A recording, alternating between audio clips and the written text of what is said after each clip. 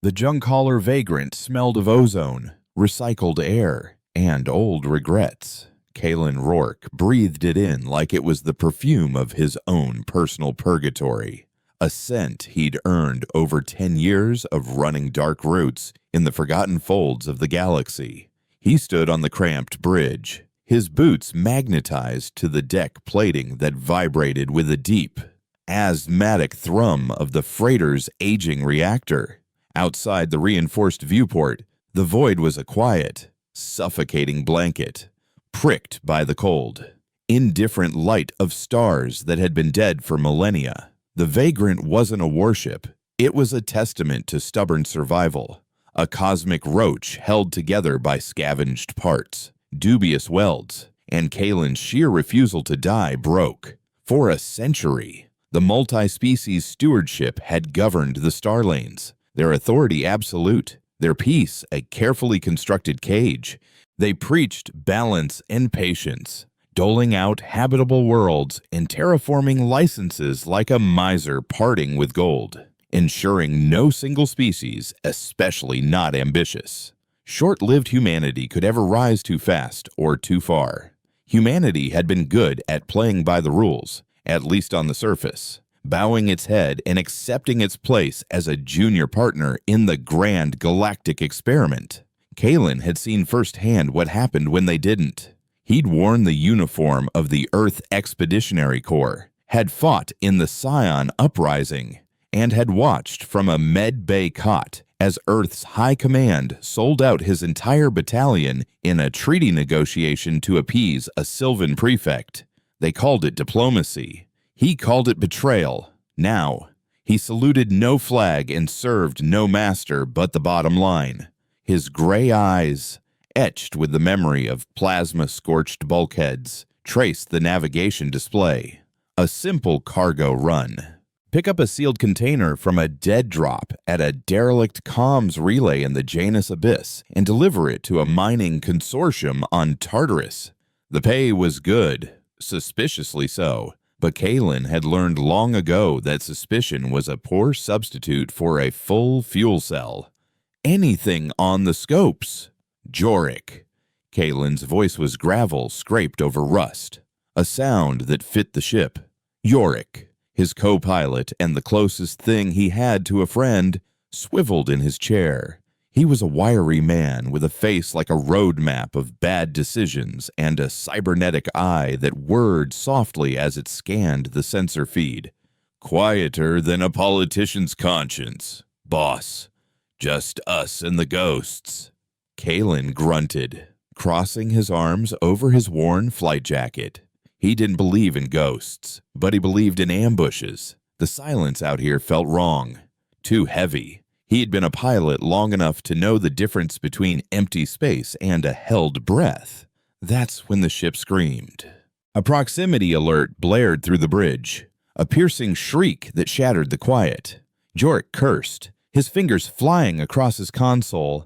Contact multiple signatures, dropping out of shadow drive right on top of us. No transponders, military-grade energy readings. They're not pirates. The vagrant shuddered violently as a kinetic round slammed into its port side, the groan of protesting metal vibrating through Kalen's teeth. Red lights flashed across the bridge, casting grim shadows on the walls. Shields at 70% and dropping, Jorik yelled. They're targeting our engines. They weren't trying to disable and board. This was an execution. Kalen was already moving, shoving Yorick aside and seizing the flight controls himself. The sticks felt like an extension of his own scarred hands. Full power to the aft shields. Give me everything the reactor's got. He roared, yanking the freighter into a desperate, corkscrewing dive toward the glittering debris of the Janus Abyss below. The vagrant wasn't built for combat maneuvers. It handled like a brick in a hurricane. But Kalen knew its every groan and shudder. He pushed it, forcing the aging vessel through turns that threatened to tear its superstructure apart. Plasma bolts, brilliant green and terrifyingly precise, streaked past the viewport. They weren't just good, They were surgical. They knew where to hit, how to cripple him. Another impact, harder this time, threw him against his harness. Sparks rained from a ceiling conduit, and the lights flickered and died, replaced by the hellish red glow of the emergency backup. "Hull breach in cargo bay 4, Jorik shouted, his voice tight with strain. "Fire suppression is failing." Kalen's jaw was a knot of granite. Cargo bay 4. That's where he'd stored the special container. They weren't just trying to kill him, they were trying to destroy the cargo. With a snarl, he slammed a gloved fist onto a console, activating the ship's emergency purge system. Jettisoning non-essential mass. Hold on. With a series of concussive thuds, the Vagrant shed its external cargo pods, the sudden loss of weight making the ship lurch forward. It was a madman's move, sacrificing half his payload to gain a fraction more speed. He dove into the densest part of the debris field, a graveyard of ancient ships and shattered asteroids. For a moment, the plasma fire ceased as the attackers were forced to navigate the treacherous clutter. It was the opening he needed. Hours later, the Vagrant drifted in the shadow of a dead cruiser the size of a city block, its engines cold, its systems powered down to the bare minimum. They were wounded, bleeding atmosphere from a dozen minor breaches, but they were alive. The attacking ships had swept the area for an hour before retreating, assuming their prey was just another piece of lifeless scrap in the abyss.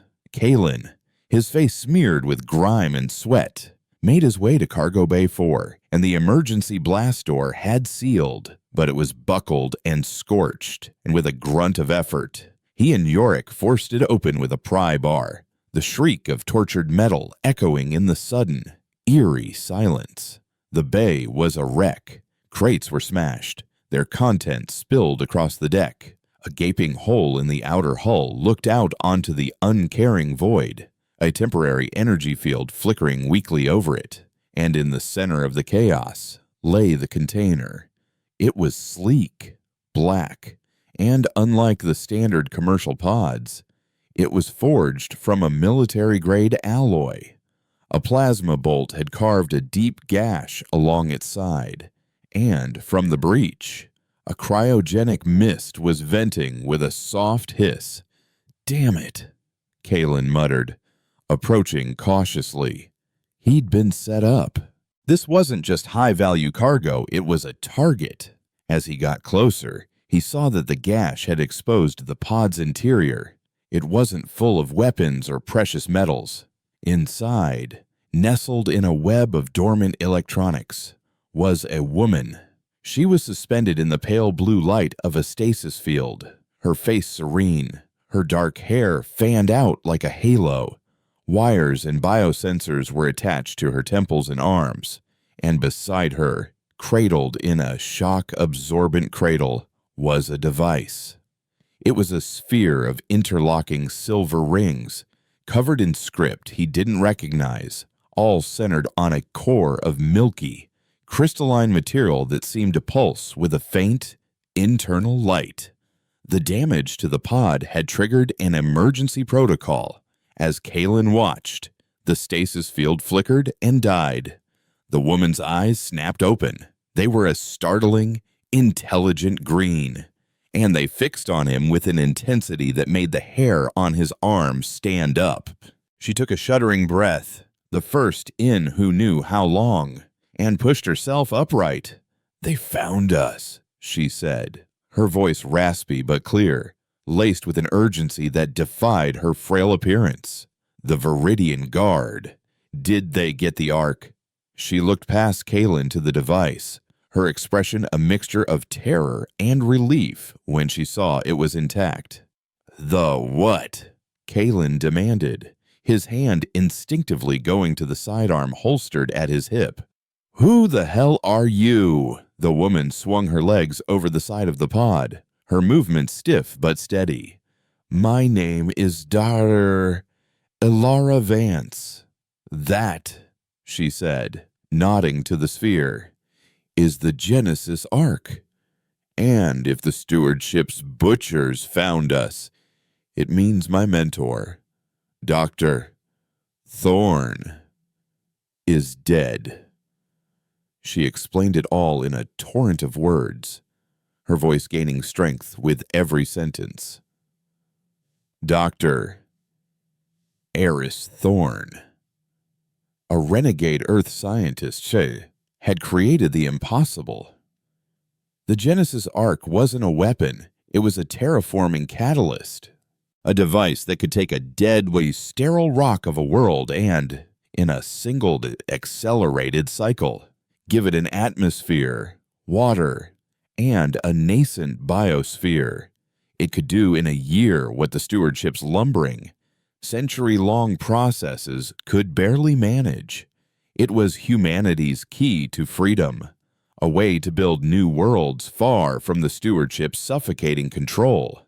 And for that reason, the stewardship had declared it the ultimate heresy, a threat to the galactic order. They'd dispatched their most feared Black Ops unit, the Viridian Guard, to hunt down Thorn, destroy his research, and bury his creation forever. Thorn, anticipating his death, had placed Alora and the Ark's core in the stasis pod and paid a small fortune to have it smuggled by a pilot he knew from the war, a man he believed was too stubborn, too skilled, and too angry at the stewardship to ever fail Kalen Rourke. The name hit Kalen like a physical blow. Eris Thorn, a wild-eyed egghead he'd pulled out of a burning research station during the Scion Uprising. Thorn had sworn he owed Kalen a debt. This, apparently, was his idea of repaying it. "He roped me into a suicide mission," Kalen growled, the bitter taste of betrayal rising in his throat. "We're carrying the most wanted piece of tech in the galaxy." Alara's chin lifted, her green eyes flashing with defiance. "We're carrying hope, Captain. The plan was to take the Ark to a barren moon in the unaligned territories, a place called Erebus 7. We were going to give humanity a new home, a world of our own." Suddenly, the klaxon on the bridge blared again. A single, sharp tone. Yorick's voice crackled over the intercom, thin and panicked. "Kalen, you need to see this." Kalen raced back to the bridge. Ilara close on his heels. Jeez. On the main view screen, a ship was resolving into view, emerging from the asteroid's shadow.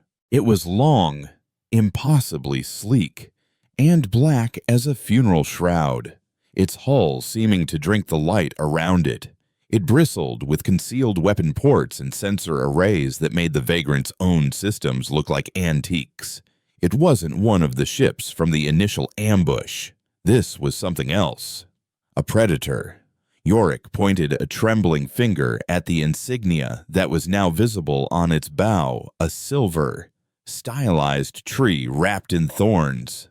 "The Viridian Guard," Ilara whispered, her face draining of color. "That's the Silent Vigil. It's their flagship." The freighter's comm system crackled to life, and a voice filled the bridge. It was calm, cultured, and colder than the void itself. "Freighter Vagrant, this is Prefect Valerius of the stewardship vessel Silent Vigil. You are harboring a fugitive and are in possession of illegal, world-altering technology. Power down your systems and prepare to be boarded. Compliance will be noted. Resistance is an admission of guilt." Kalen looked from the terrifying warship on the screen to Alara's fierce, desperate face, then to the memory of his soldiers dying for a government that wouldn't fight for them. The stewardship had taken his career, his comrades, and his faith in anything bigger than himself. Now they were here to finish the job. A slow, cold fury began to burn in his gut, a fire he thought had gone out long ago. He could surrender. He could give them the woman and the Ark. And maybe, just maybe, Valerius would let him and Jorik live out their days in a penal colony, Or he could spit in their eye. He could make them work for it. He could show them what a cornered, stubborn bastard could do. He looked at Jorik, who met his gaze with a grim, fatalistic nod. They'd been in tight spots before. This was just the tightest. Kalen leaned toward the comm panel, his knuckles white. "Prefect the misfit," he said, letting a smirk creep into his voice. "You can note this." Ew. He cut the channel and slammed his hands back onto the flight controls. "Yorick, find me the thickest, nastiest part of this graveyard. We're going to see how well that pretty ship of theirs handles the scenic route." The Vagrant's engines roared in protest as Kalen threw the freighter into the heart of the asteroid field. The colossal, silent warship gliding in pursuit. They were outgunned, outmaneuvered, and utterly alone. A single spark of defiance against a galaxy-spanning power. The hunt was on. Metal screamed as Kalen Rourke threw the Vagrant into a gut-wrenching spiral, dodging a chunk of twisted superstructure the size of a small moon. The Janus Abyss wasn't just a debris field. It was a three-dimensional maze of galactic tombstones, and he was using every last one for cover. On the tactical display, the sleek, predatory icon of the Silent Vigil moved with an unnatural grace. Its pursuit not frantic, but chillingly deliberate. Prefect Valerius wasn't just chasing them, he was herding them, using precise plasma bursts to shear off potential escape routes, methodically closing his trap.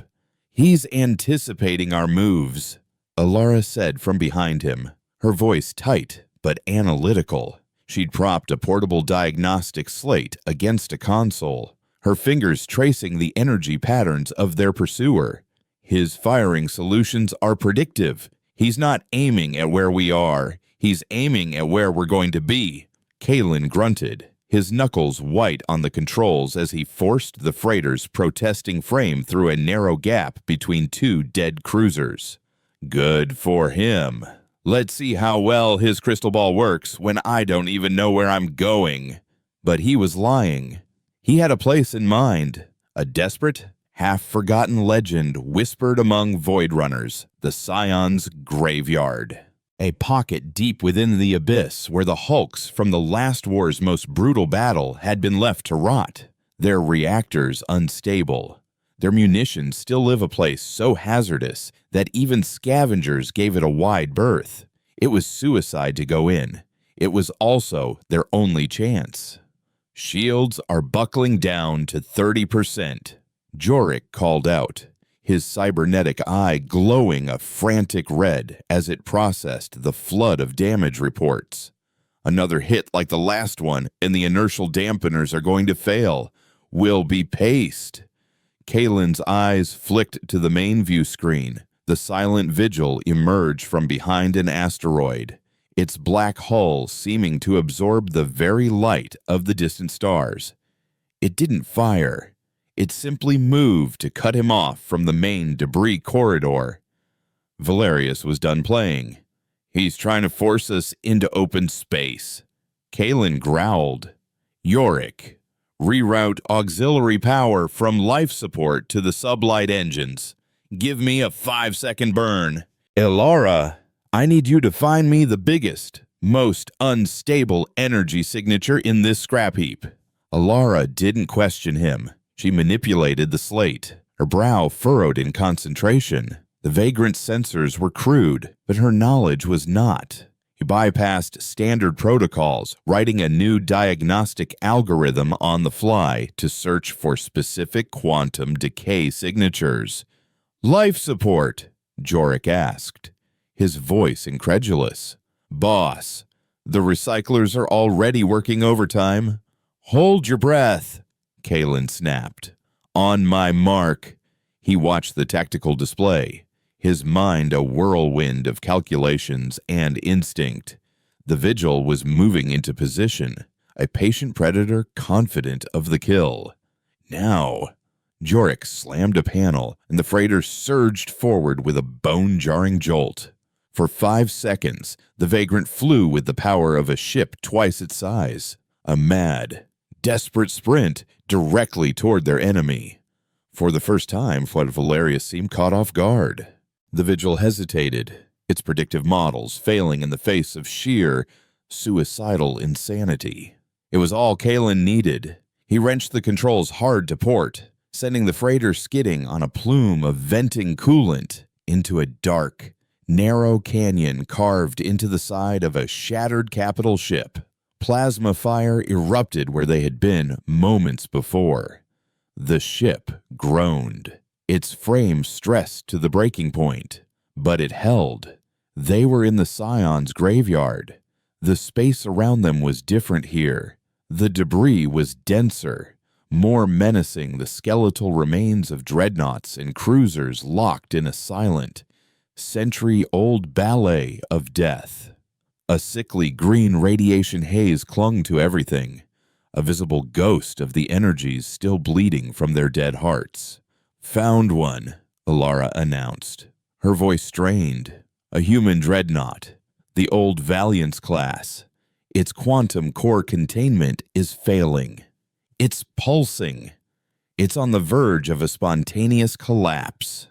"How close do we have to get?" Kalen asked, his eyes scanning the treacherous corridor ahead. "To do what?" she asked, looking up from her slate.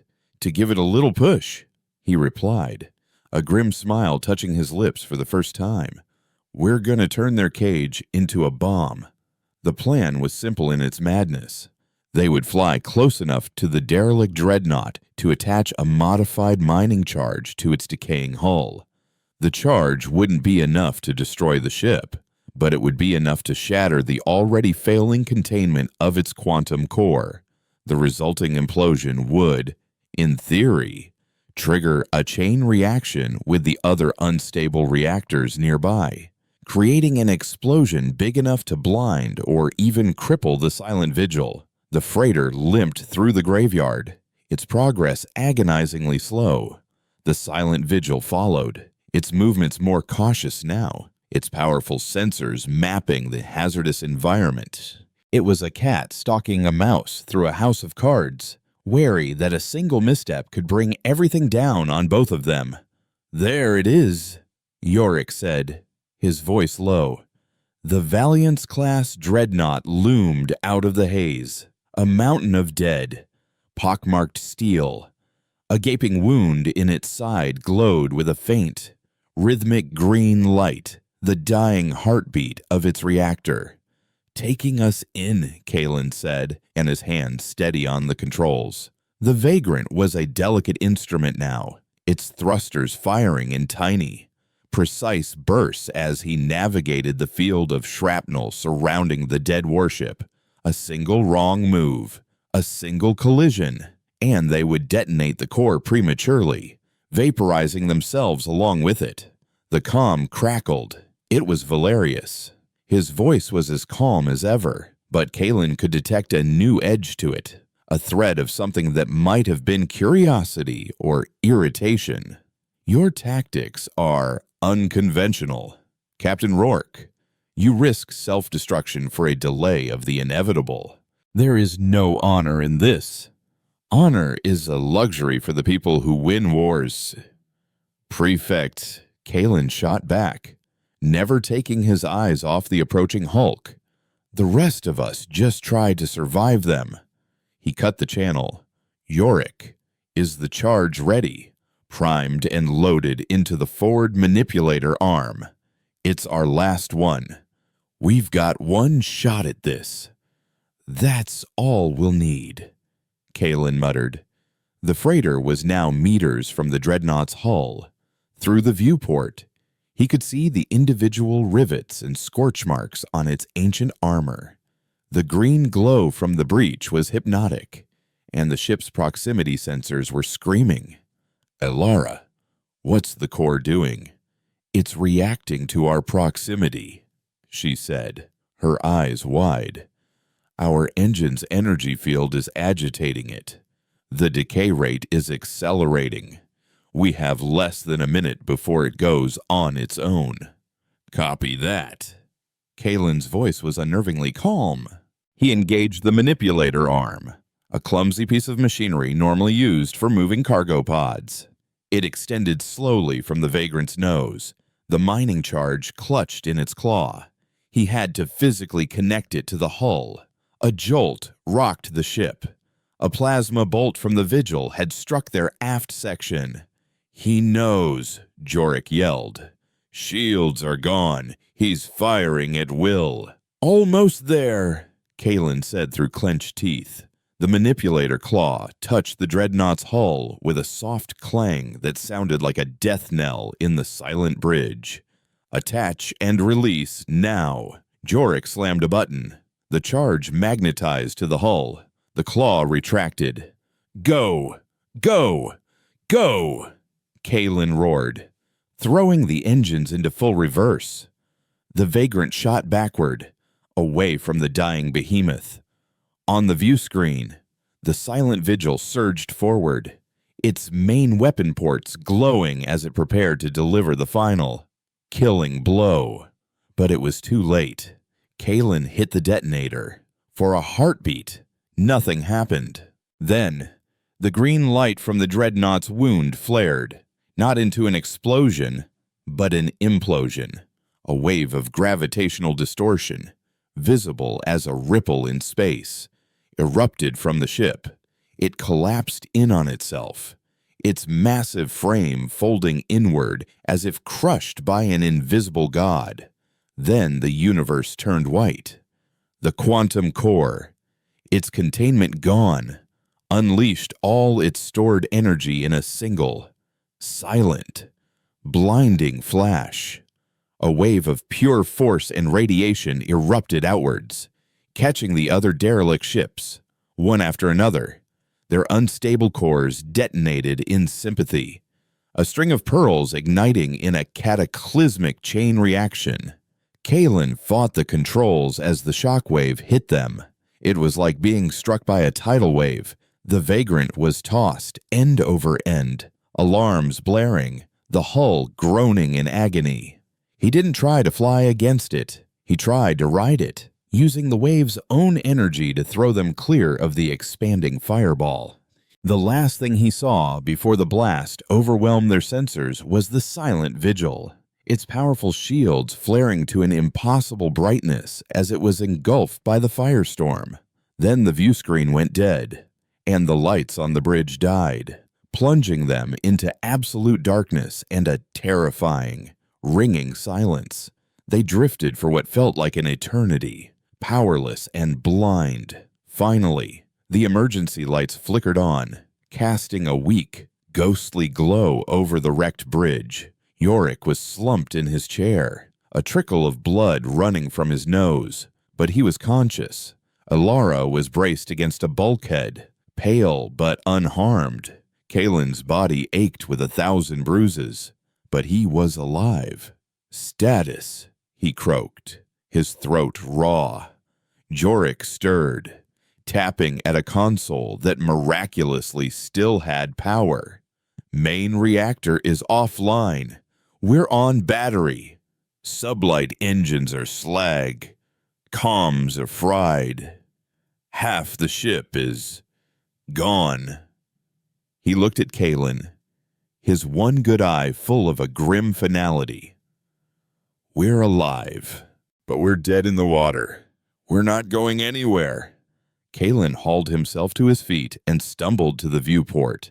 The view was clear again. Behind them, a new nebula was being born, a magnificent, swirling cloud of incandescent gas and vaporized metal. Of the Scion's graveyard, nothing remained, and of the silent Vigil, there was no sign. They had survived.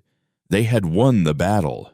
But as he stared into the vast, empty void ahead, Kalen knew with a cold, sinking certainty that the war was far from over. They were stranded, crippled, and in possession of the one thing the most powerful entity in the galaxy wanted back: hope. Alara had called the Ark right now. It felt like an anchor, dragging them down into the endless dark. He needed a port, A friendly face, a miracle, a name surfaced from the grimiest depths of his memory, a place he'd sworn he'd never return to. A lawless, anarchic station hidden in an uncharted nebula, run by a woman who either owed him her life or wanted to take his. Jorik, Kalen said, his voice quiet but firm. Forget Erebus 7. Get the emergency beacon working. I need you to send a single, encrypted burst. Destination port nowhere. The silence that followed the explosion was deeper and more terrifying than the chaos that had preceded it, and it was the silence of a tomb, punctuated only by the faint, rhythmic hiss of an emergency oxygen tank and the slow, metallic creak of the vagrant's dying frame. They were adrift in a cloud of their own making, a monument to their desperate victory. Power was a ghost. The main reactor was a cold, dead weight, and the batteries were draining with alarming speed, their remaining charge displayed in a single, mocking red digit on Jorik's console. The air was growing thin and cold, the recyclers having given up entirely, and the faint taste of copper on Kalen's tongue told him the CO2 levels were rising. For 2 days, they floated, iron-bird into a cycle of grim tasks and strained silence. Jorik, fueled by a stubborn refusal to die in a tin can, worked miracles with the fried communication systems. He cannibalized parts from the navigation console and the galley's nutrient paste dispenser, his nimble fingers and cybernetic eye working in tandem as he painstakingly rerouted microcircuitry and bypassed melted relays. Alara, her scientific mind unable to rest, monitored their dwindling life support, calculating their remaining hours with the chilling precision she mercifully kept to herself. She also spent hours with the Genesis Ark, which she had moved to the relative safety of the bridge. It sat on the deck, its silver rings inert, its crystalline core no longer pulsing, as if it too were holding its breath in the dark. Kalen took on the grim task of patching the worst of the hull breaches, using emergency sealant that froze almost instantly in the void, creating brittle, ugly scars on the ship's already battered hide. He worked in the near-total darkness of the cargo bays, the only light coming from his helmet lamp, the silence of the void just a thin layer of metal away. During a forced rest period, as the three of them huddled on the bridge for warmth, Alara finally broke the silence. "Port nowhere," she said, the words forming a small white cloud in the frigid air. "What is it? I've run searches on every official and unofficial star chart in my database. It doesn't exist." Kalen looked up from the energy pistol he was cleaning, his face illuminated by the soft blue glow of its power cell. "That's the point. It's not a place you find. It's a place you know." He paused, his expression hardening with memory. "It's a station of sorts. A collection of hollowed-out asteroids and derelict capital ships, all lashed together, hidden deep inside a stellar nursery called the Serpent's Veil. There are no laws, no government, no stewardship patrols. Only one rule: don't cross Silas." "Silas?" Jorik asked, not looking up from his work. "Sounds friendly." "He's not," Kalen said flatly.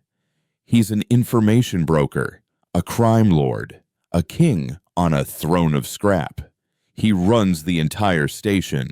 Nothing gets in or out without his approval. He deals in secrets, tech, people, whatever has a price." He holstered his pistol, the click echoing in the quiet.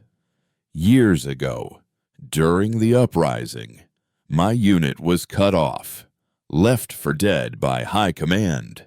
We were cornered on a moonway, with a Viridian Guard battalion closing in to pacify us. Silas was there, running a gun smuggling op. He had one ship, a beat-up corvette, that could punch through their blockade. I made a deal with him." "What kind of deal?" Alara asked, her voice wary. "I got his cargo out for him, a container of illegal Sylvan neural disruptors, in exchange for him evacuating my surviving men. He got his payday. And I got 10 of my soldiers out alive." Kalen's gaze turned distant, lost in the ghost-haunted corridors of his past. "But to create the diversion I needed, I had to reroute the Viridian Patrol right into the path of his primary escape vector. He got out, but his ship was shot to hell, and he lost his entire crew. He never knew I did it on purpose." He looked back at them, his gray eyes cold as asteroid rock.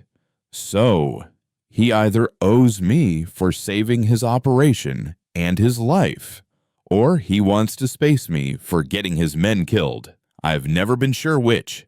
Sending that signal is the biggest gamble I've ever taken."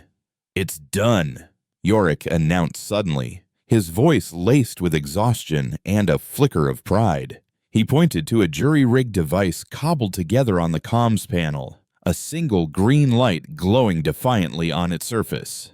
"The emergency beacon. It'll send one tight beam, encrypted burst. It'll use up the last of the battery reserves, so if nobody answers, well, the silence will get a lot more permanent." Kalen nodded, standing up. "Send it." Yorick typed in the coordinates and the encryption key from Kalen's memory. With a final keystroke, a low hum vibrated through the deck for a single second and then died. The single green light on the device went dark. The only power left on the bridge was the faint red glow of a single emergency strip and the light from Alara's slate. Then they waited. The wait was the worst part. It was a slow, suffocating torture. The cold deepened, seeping into their bones. The air grew stale, each breath a conscious effort. They spoke little, conserving energy, lost in their own thoughts. Kalen found himself staring at the Genesis Ark. In the dim light, it looked like a promise and a curse intertwined. "Thorn was a fool," he said quietly, the words directed more at himself than at Alara. He believed an idea could change the galaxy, but the galaxy doesn't change. It just grinds you down. He wasn't a fool, Alara countered, her voice fierce despite its weakness. He was a visionary. He believed humanity deserved more than to be the stewardship's pet, forever begging for scraps from their table. The Ark isn't just about making new worlds, Kalen. It's about a declaration of independence. It proves that we don't need them, that we can create, not just conquer. That's what they're afraid of. Not a new planet, a new idea. For the first time, Kalen saw past the scientist and saw the believer. He saw the same fire that had once burned in him, before the betrayals and the years in the dark had turned it to ash. He didn't have an answer for her. On the 5th day, when the cold was so intense that ice crystals were forming on the inside of the viewport, a new light appeared on Joris' sensor screen. A single, steady blip. "Contact," he croaked, his voice raw. "Approaching fast. No stewardship IFF. It's big and ugly." Kalen pushed himself to the viewport, his heart hammering against his ribs. A ship was resolving out of the black, and ugly was an understatement. It was a monstrosity, a repurposed asteroid hauler that had been crudely augmented with armor plating from a dozen different ship classes. It bristled with mismatched weapon turrets, some sleek and modern, others ancient and rusted. It looked less like a starship and more like a fortified city block with engines strapped to it. On its hull, someone had painted a snarling, canine-like creature, the Jackal. A tinny, synthesized voice crackled over what was left of their external speakers, bypassing the dead comms panel entirely. Freighter Vagrant, this is the salvage vessel Jackal. We have received your distress call. Per the articles of the Port Nowhere Compact, your vessel and its contents are now the salvage property of Lord Silas. Do not attempt any hostile action. A docking claw is being extended. Compliance is mandatory. There was no warmth, no welcome. It was the cold, predatory language of a vulture claiming a corpse. Kalen watched as a massive, articulated claw, large enough to snap the vagrant in two, extended from the jackal's belly. It moved with a slow, inexorable purpose. He looked at Alara, who was clutching the ark protectively, her face a mask of fear and defiance. He looked at Jorik, who simply gave him a weary, "What did you expect?" shrug. He had gambled, and the dice had been cast. They hadn't been rescued. They had been claimed. The docking claw slammed into their hull with a deafening boom, magnetic locks engaging with the shriek of a dying animal. The entire freighter shuddered as the jackal began to reel them in, pulling them from the lonely darkness of the abyss into the gaping, shadowy maw of its main hangar bay. The vagrant groaned one last time, not in protest, but in surrender, as the jaws of Port Nowhere began to close. The interior of the jackal's hangar bay was a vision of organized chaos, a cavern of steel and shadows that swallowed the crippled vagrant whole. The air was thick with the smell of engine grease, welding fumes, and the faint, metallic tang of unscrubbed atmosphere. Catwalks crisscrossed the cavernous space high above, figures moving like spiders in the dim. Industrial lighting, heavily armed and armored figures, their faces hidden behind the darkened visors of repurposed military helmets, secured the freighter with heavy magnetic clamps, their movements efficient and impersonal. As the hangar's main doors ground shut behind them, sealing them in, a section of the deck hissed open and a ramp extended to the vagrant's main airlock. Kalen drew his sidearm, the familiar weight a small comfort. "Stay behind me," he said to Alara and Yorick, his voice low. "Don't speak unless I speak to you, and whatever happens, don't touch anything." He knew Silas's reputation. Hospitality was not his strong suit. The vagrant's airlock cycled open with a weary sigh, revealing a figure standing at the top of the ramp. He was a tall man, unnaturally so, his frame elongated and thin, clad in a long coat of dark, expensive-looking leather that seemed to absorb the light. His face was a pale, narrow mask of bone and shadow, dominated by a pair of cybernetic eyes that glowed with a soft, silver light. They whirred audibly as they focused on Kalen, their optics adjusting with a series of tiny clicks. This wasn't Silas. This was his major domo, his chief enforcer, a man known only as Cinder, Kalen Rourke. Cinder's voice was a dry, synthesized rasp, devoid of all inflection. "Lord Silas was intrigued by your signal. He does so enjoy puzzles from his past. You will come with me. The others will remain here, as will the device." His silver eyes flicked to the Genesis Ark, which Alara was trying to shield with her own body. Half-dozen armed guards moved to flank Cinder, their pulse rifles held at a low, casual ready that was more menacing than any aggressive posture. Kalen's jaw tightened. "They go where I go. The cargo stays with them. That's the deal. Or there is no deal." Cinder's head tilted, a bird-like gesture of cold curiosity. "There seems to be a misunderstanding. Captain, you are salvage. You do not make deals. You are a commodity to be assessed." He took a step forward, and his guards mirrored the movement, their rifles rising slightly. The tension on the bridge became a physical thing. Yorick tensed, his hand hovering over a concealed blade in his boot. Alara stood her ground, her fear eclipsed by a stubborn resolve. Kalen didn't flinch. He met Cinder's glowing silver eyes and held his gaze. He knew this was the first test. Show weakness now, and they were already lost. "Tell Silas that Eris Thorn sent me," Kalen said, his voice level.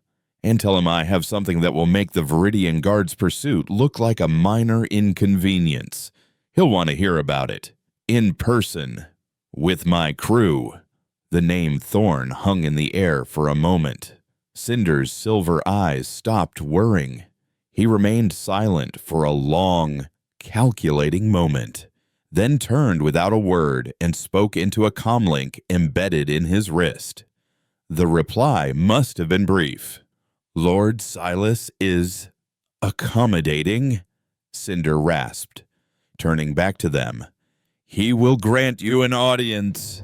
All of you, bring the sphere, but be warned, Captain, his accommodation has limits." Flanked by guards, they were led out of the hangar and into the labyrinthine corridors of Port Nowhere itself.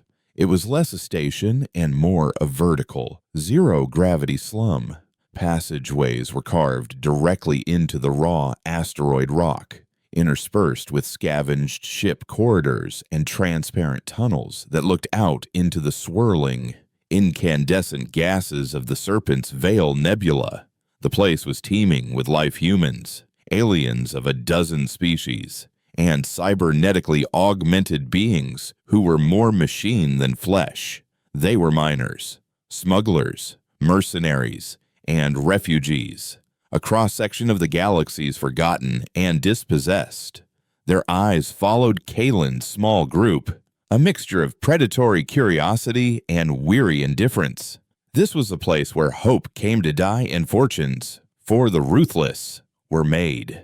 They were led to a massive circular chamber at the heart of the central asteroid. This was the exchange, Port Nowhere's chaotic nerve center. A vast, holographic display of commodity prices and shipping routes flickered in the center of the room, while beings of every description haggled and traded at dozens of makeshift stalls. But their destination was a reinforced blast door on the far side of the chamber, guarded by two hulking, power-armored sentinels. Cinder opened the door with a coded sequence, leading them into a quiet, opulent chamber that was a stark contrast to the station's squalor. The floor was polished obsidian, the walls lined with shelves holding rare alien artifacts and data slates bound in leather. In the center of the room, behind a large desk carved from the heart of a petrified meteor, sat Lord Silas. He was not what Kalen remembered. The Silas from the war had been a wiry, hungry-looking man with restless eyes. This Silas was larger, heavier, settled into his power like a king on a throne. He was dressed in fine, tailored silks, and a network of subtle cybernetics pulsed with a soft golden light beneath the skin of his temples. The only thing that was the same were his eyes, sharp, intelligent, and utterly without pity. A glass of amber liquid was in his hand. He took a slow sip, his gaze sweeping over Yorick and Alara before finally settling on Kalen. "Kalen Rourke," Silas said, his voice a smooth, deep baritone that commanded attention. "The ghost of wars past. I have to admit, I never expected to hear from you again. I thought you'd have found a more honorable way to die by now." "Honor's overrated, Silas," Kalen replied, stepping forward. He gestured for Jorik and Alara to place the Genesis Ark on the floor. "I came here because I need a ship and repairs. I've got a problem, and it's about to become your problem too." Silas raised an eyebrow, a flicker of amusement in his eyes. "Is that so? As I understand it, you are my property. Salvage rights are quite clear. Your ship, its contents, its crew, All of it belongs to me now." "Your men picked us up," Kalen countered. "But the Viridian Guard is still out there. They lost their flagship, the Silent Vigil, trying to get this." He pointed to the Ark. "They are not going to give up. They're going to come looking. They'll tear this nebula apart star by star. They will find this station. And when they do, they're not going to care about your salvage rights. They will sterilize Port Nowhere from existence to get their hands on that sphere." A heavy silence fell over the room. Silas's amused expression slowly faded, replaced by a cold, calculating stillness. He knew Kalen was right. The stewardship, and the Viridian Guard in particular, did not tolerate loose ends. He leaned forward, his eyes fixed on the Ark. "Dr. Eris Thorne, a brilliant but troublesome man. I handled some of his less conventional shipping needs years ago. I heard he was declared an enemy of the state." "What precisely is that thing?" "It's a Genesis Ark," Isolara said, finding her voice, and as she stepped forward, her fear replaced by the conviction of her belief.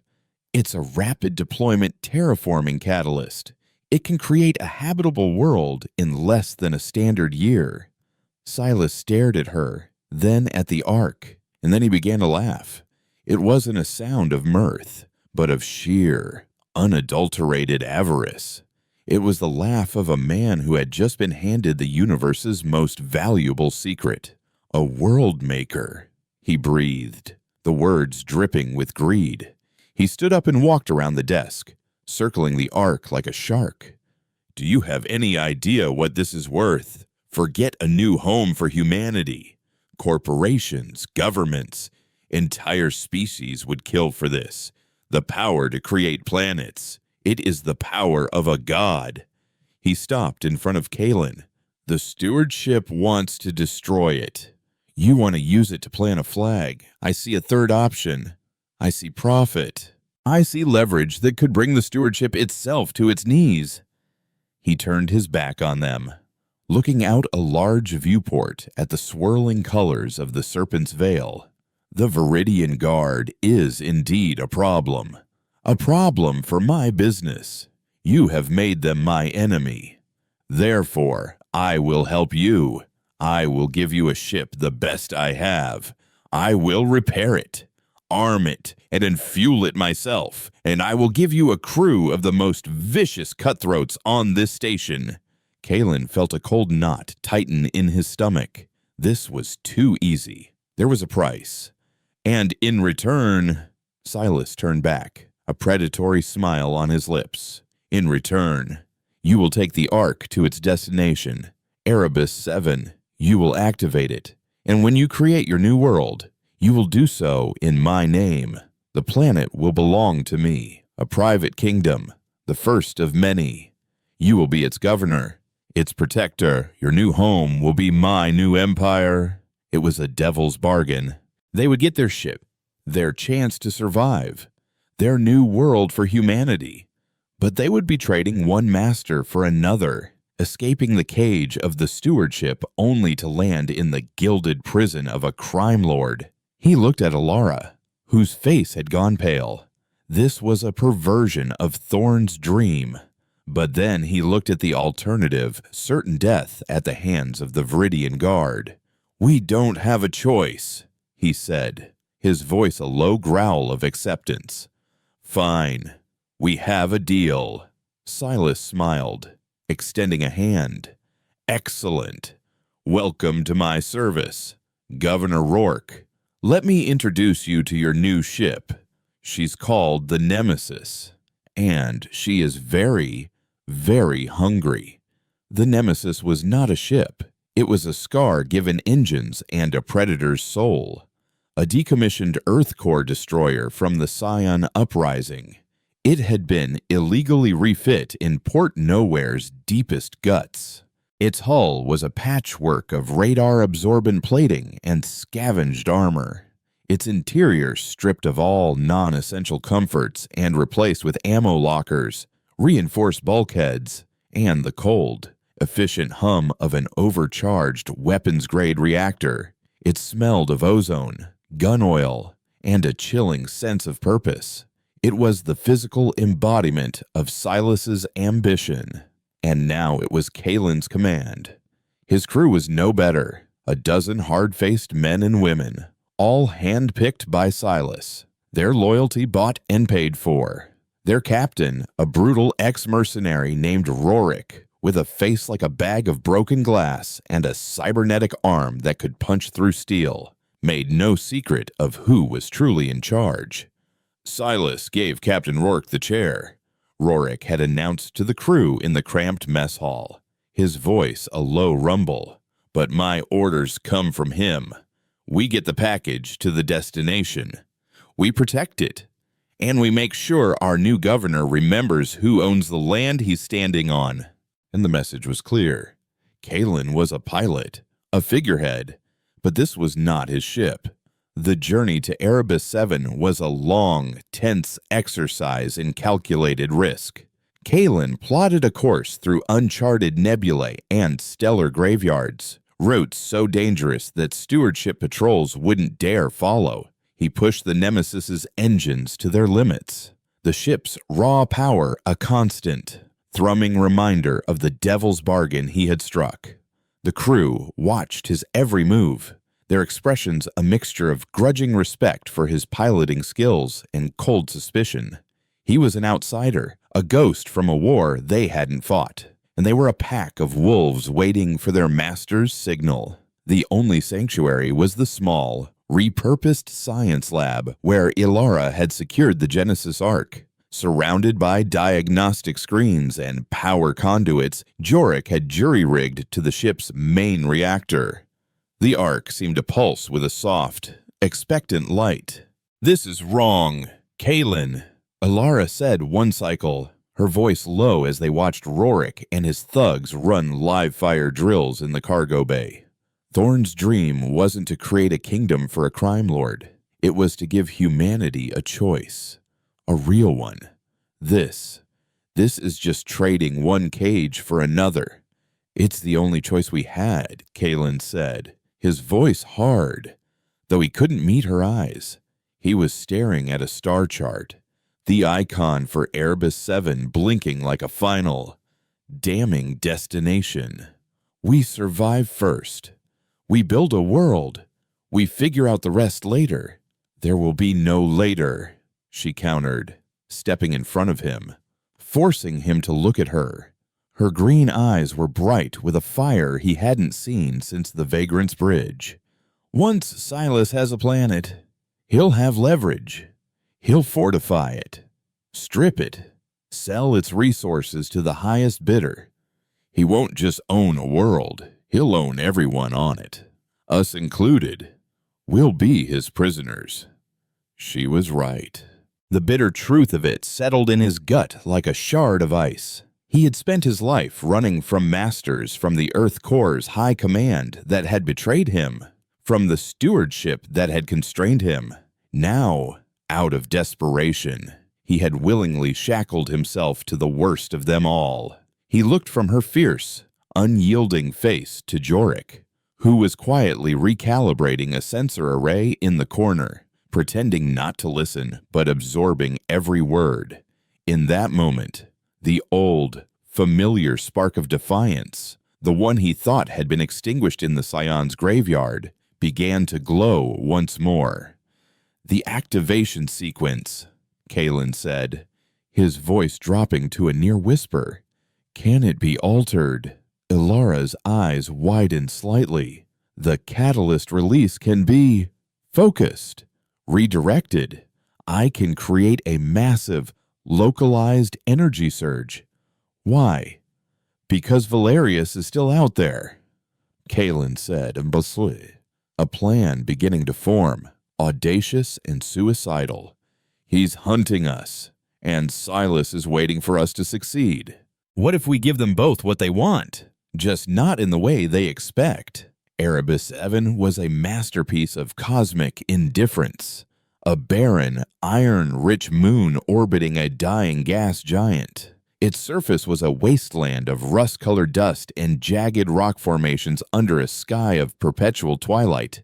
It was dead, utterly, completely dead. The Nemesis landed in a cloud of red dust, its heavy frame settling in a vast, cratered plain that Alara's scans had identified as the optimal location for the Ark's deployment. Kalen, Alara, and Jorik, along with Rorik and his heavily armed fire team, descended the ramp into the thin, unbreathable atmosphere, their helmets sealed. The silence was absolute. "Get it set up," Rorik grunted, his voice a crackle over the comms. "Silas is getting impatient."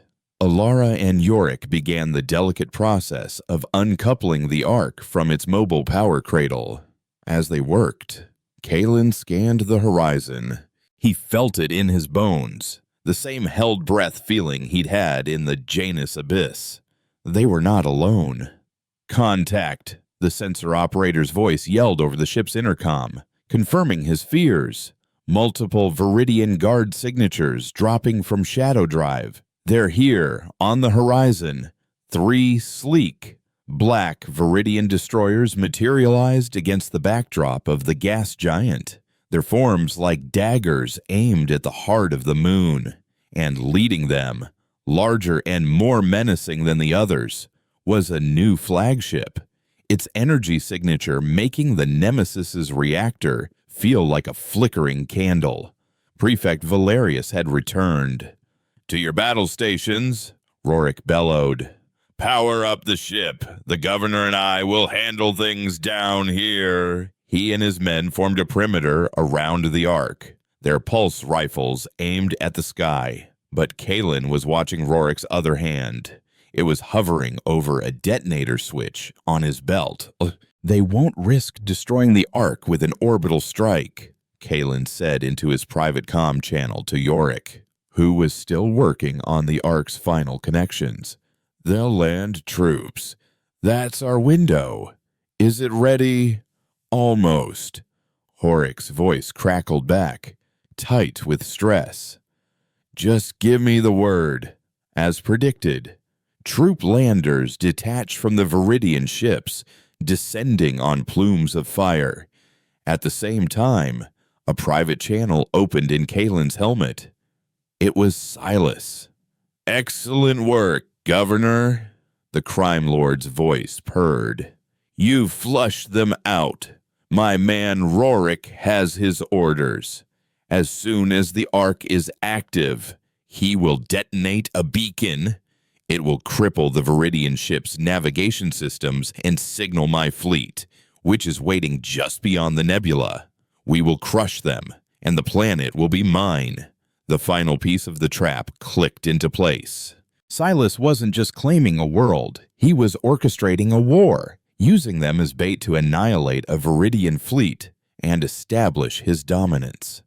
"The Viridian Guard is landing," Rorik said, turning to Kalen, a cruel grin on his face. "Time to earn your keep, Governor."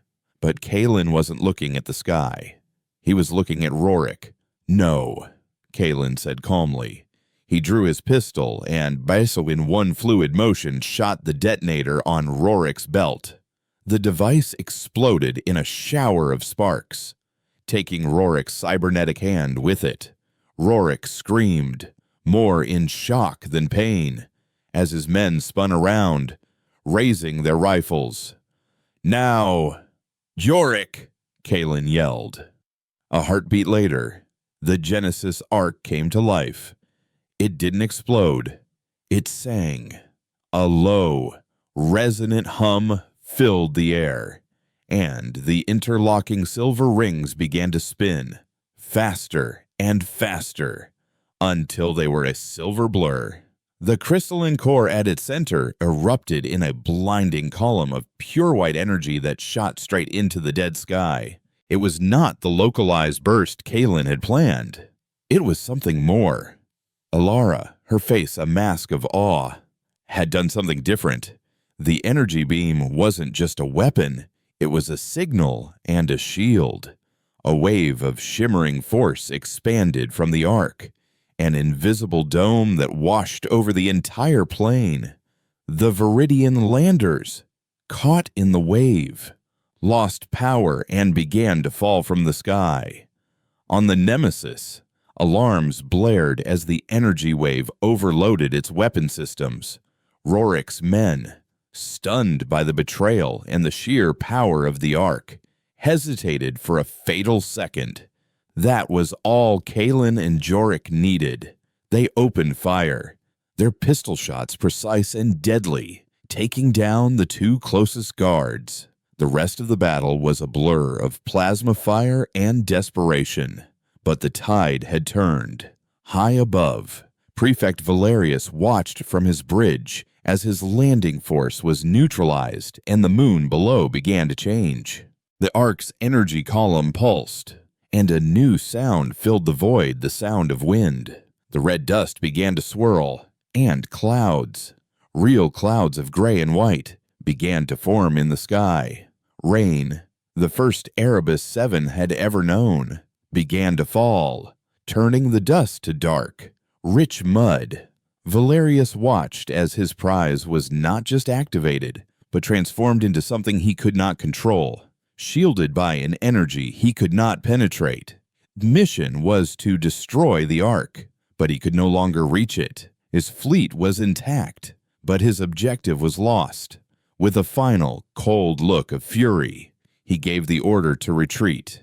As the Viridian ships vanished into the void, Kalen stood over the last of Rorik's fallen men. He was breathing heavily, his suit spattered with red dust and something darker. Jorik was checking on Alara, who was on her knees, her hands pressed to the dampening ground, a look of profound wonder on her face. The rain was washing the blood from the rocks. The hum of the ark subsided, its work begun. Silas's voice screamed in Kalen's ear, a tinny, furious torrent of curses and threats from a faraway throne room. Kalen reached up and crushed the comm unit on his helmet, silencing the crime lord for good.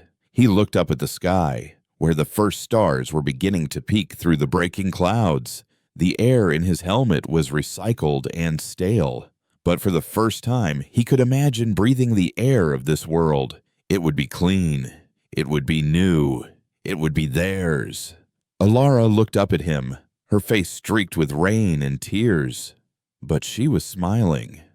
"Thorn was right," she whispered, her voice full of an unbreakable hope. "It wasn't a weapon. It was a promise." Kalen knelt, placing a hand on the wet earth beside hers. He felt the faint vibration of a world coming alive. They had survived the stewardship, outsmarted a king of crime, and stood now on the shore of a new beginning. The galaxy was still a dangerous place, and their enemies would not forget. But as he looked at the endless, open horizon of their new home, he knew he was done running. He wasn't a vagrant anymore. He was home.